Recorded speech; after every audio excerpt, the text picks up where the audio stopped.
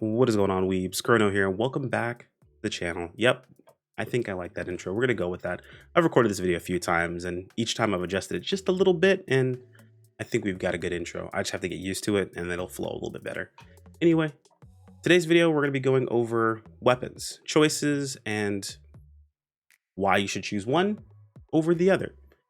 But before we jump into that, if you're new to the channel, I'm Chrono. I cover PSO2 content primarily. We appreciate subscribers as we work our way towards, I don't know what number we're gonna go for the end of this year, but we want to make big number bigger. Anyway, let's jump into this. So I was thinking to myself, what video am I actually gonna make for the next few days? And I was like, oh, it'd be cool if I could do another weapons video if we had something else to cover, but I've already done that.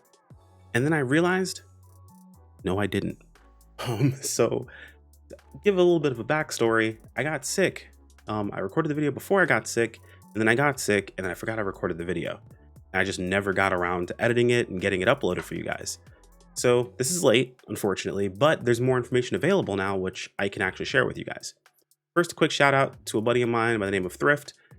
Streams, does YouTube content, drastically underrated when it comes to people who are subbed to the channel, so you definitely should check him out. I'm gonna leave a link in the video description. Super, super cool, super informative stuff. One of his videos today had a link in there that I was actually pretty interested in.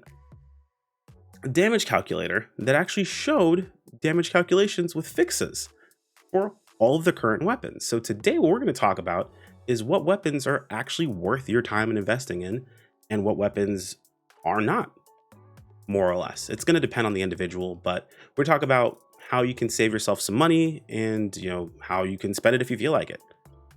So when it comes down to weapons, we have multiple different choices. Now, I'm going to leave a link to this in the video description as well. It's the wiki. I use it all the time. But we have a few choices. We've got Grega, we've got Gothica, we have Filva, and then we also have Quintel. So if you want the long story short, Grega. Grega is basically your budget choice for fighting bosses consistently at all times. If you want the option for AoE, go Tempesta. At least for the moment being, Tempesta is going to be the best choice because there's a bunch of seasonal enemies around. You'll get that effect to pop off all the time. It's really, really comfortable. It's really nice. It affects pretty much everything around you. But realistically, outside of having it augmented properly, it's not going to be that good. It's also just low enough level that it's easy to equip and just kind of go with it. Greg is not terrible off of bosses, but there's still a lot of value that can be got from from the actual potential. So that's my short version. Now let's talk about why. And I apologize. Here comes the flashbang. I don't have a dark mode for this. So what does this look like? Now, I kind of considered just tweeting this out and showing it to everyone, or dropping a community post, but I figured going over it's going to be a lot more beneficial for a lot of people because this kind of looks like a mess if you first look at it and you don't know what you're looking at. So let's go over a few things. First off, the baseline for this, the way they calculated this was based on Gigantic's defense values and Gregus armor. So you can see kind of the strongest thing we have to fight and also the strongest armor that we have access to when it comes to potential or comes to potency. Now, when it comes down to the weapons themselves, I kind of like to look up here first, just because it kind of gives you an idea of what you're working with. If there's a plus next to the name, that means the potential is active. If the name is up there with no plus, it means the potential is not active. It's not working at the moment. Or the potential doesn't have an active state. It's just always functioning. So we can see Quintel's kind of low across the board here. Not really strong weapon outside of just its base damage. Filva without its potential activated is mostly the same. Not really great. Filva with potential activated, however, is not bad, especially when you get into Termina. Termina does kind of go alongside of Filva's potential, where it increases its chance for crits the more you attack. Up to I think up to 22% overall at level 4. So pretty nice. But of course, I don't know exactly how fast that stacks, but you can kind of get a bit of a damage number around that based on this chart. Gothica, kind of a budget choice, like a really super budget choice. I wouldn't do anything with this weapon outside of just start with a weapon if you don't have one already, and don't really augment it, maybe just upgrade it, use it as kind of a stat stick for a little while, because it doesn't really get very powerful at all. Like, it's pretty rough across the board. Now, here's where we get to our first kind of powerhouse, Grega weapons. Grega kind of reminds me a bit of, what were they called, the Straga weapons beforehand, where they were just so powerful versus bosses in situations like that. But when you fight a bunch of different enemies, it's probably, you know, not really worth it. On the side of Straga weapons, it was more dangerous because you're just hit all over the place. When you're fighting a boss, you can usually deal with the incoming attacks, but when you're fighting a bunch of ads, you're going to be, you know, flipped left and right. And with Straga reducing the amount of defense that you had, it was a bit more of a liability than it was worth in a lot of cases. Grega is similar in effect that you want to use it versus bosses because that's when its potential is actually active and when it does the most damage. But versus ads, it's kind of middle of the road, not really very useful. I don't think they even include the calculation without the Grega potential being active. Yeah, they don't even worry about it. It's like just not there. You basically only use this versus bosses, more or less. You can use it versus ads, but it's really not what it's there for. So moving forward from there, we have Relics. Relics are actually split into the different types. So you have HP, PP, AoE, Crit, and Crit Plus. They actually show the potentials here. You can see the HP and PP one, they just calculate the potency is what it looks like. They don't actually calculate the extra effects because realistically, it's how you use them more so than how useful they actually are. And then of course here, I believe they're also calculating the crit chance with these as well. And I'll tell you why I think they're calculating it in just a moment. And then of course the explosive stuff, you really can't do too much about this. I think, yeah, this AoE was estimated to be about 200 potency every 10 seconds. AoE is not included in the main chart. Performance players, okay, yeah, has large, basically exactly what I said. How useful this is, excuse me, is based on the players using them. So it looks like it's a 200 potency AoE. It's not too bad. It's actually pretty powerful.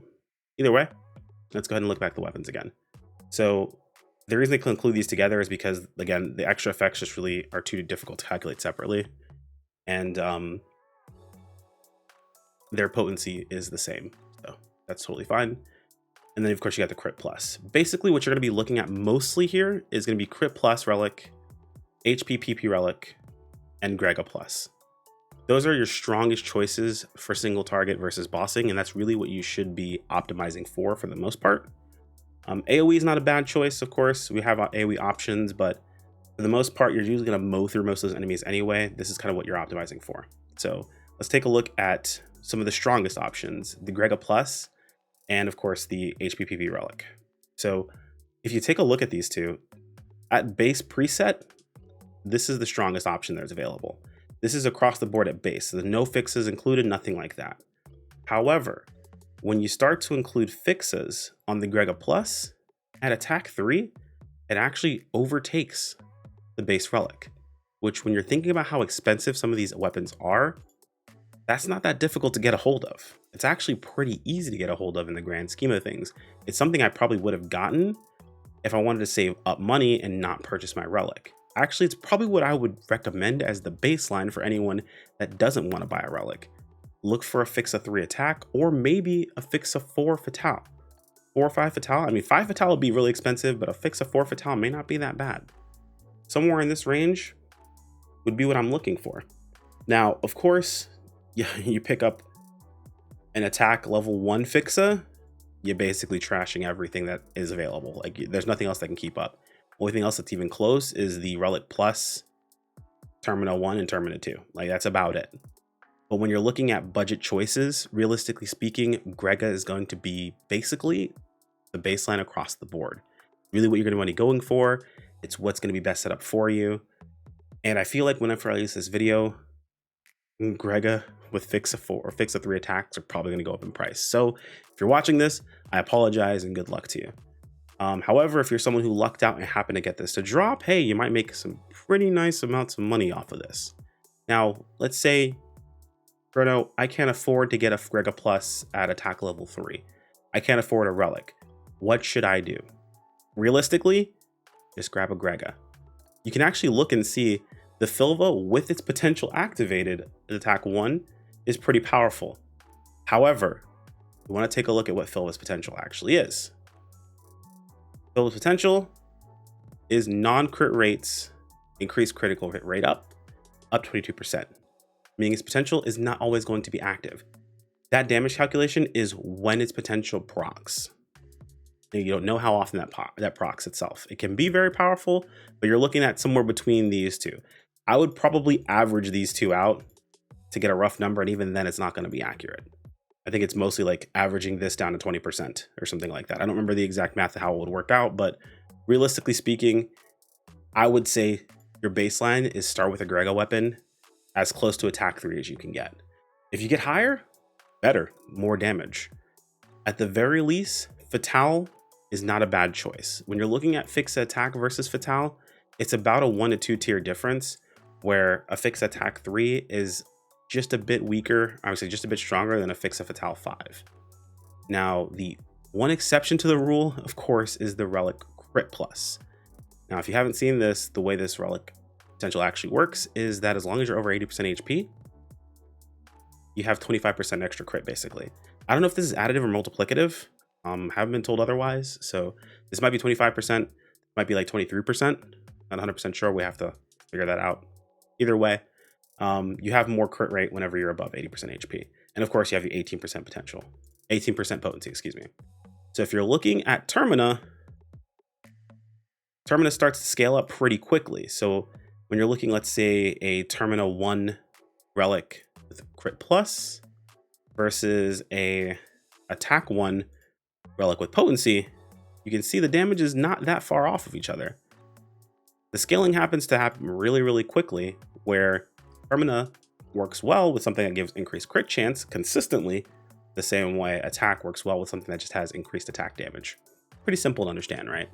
Now, if you want something that's going to help you out comparing two weapons to each other, you can actually look at the next, what's what I'm thinking of, next chart further down, where they have a baseline of Quintel weapons, Quintel and Gothica, as your 0, and they show how much stronger each weapon is based off of that baseline.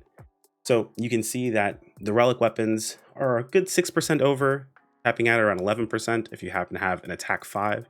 If you have an attack 5, it's probably worth like 5 bill in NGS, which no one actually has. So enjoy just being super crazy powerful, because no one's gonna have the money to buy your weapon anyway.